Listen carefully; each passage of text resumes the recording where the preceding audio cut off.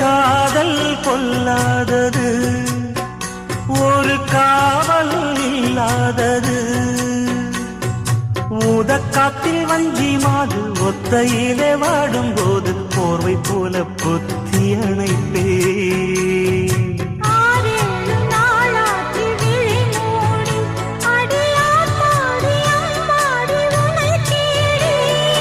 நீதானே மானே என் இளஞ்சோடி, உனை நீங்காது என்றும் என் உயிர் நாடி.